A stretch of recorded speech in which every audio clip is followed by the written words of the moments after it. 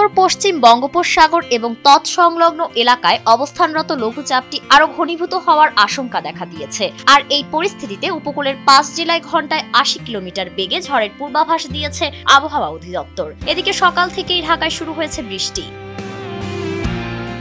এদিকে পানি উন্নয়ন বোর্ড সতর্ক করে জানিয়েছে 2 থেকে 3 দিনের মধ্যে দেশের 6 জেলায় বন্যা হতে পারে। 29 মে পানি উন্নয়ন বোর্ডের বন্যা পূর্বাভাস ও সতর্কীকরণ কেন্দ্র এক সংবাদ বিজ্ঞপ্তিতে এই তথ্য জানিয়েছে। বিজ্ঞপ্তিতে বলা হয়েছে আগামী 2 দিন চট্টগ্রাম বিভাগের গোমতী, মহুরী ও ফেনী নদীর পানি সমতলে বাড়তে পারে। এ সময় মহুরী নদীর পানি সমতল বিপদসীমা অতিক্রমের সম্ভাবনা রয়েছে। ফেনী জেলার মহুরী নদী সংলগ্ন নিম্নাঞ্চলে বন্যা পরিস্থিতি সৃষ্টি হওয়ার ঝুঁকি রয়েছে। পরবর্তী একদিনে নদীর পানি সমতলে হ্রাস পেতে পারে।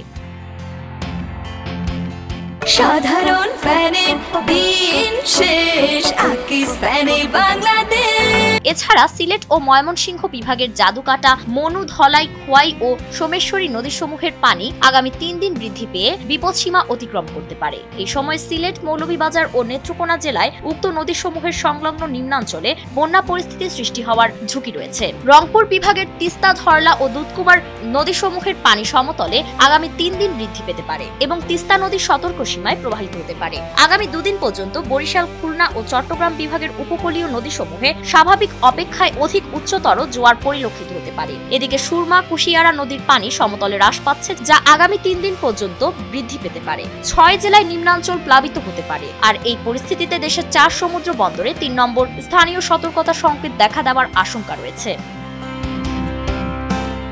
ফারিন রহমান প্রীতি, নয়া দিগন্ত।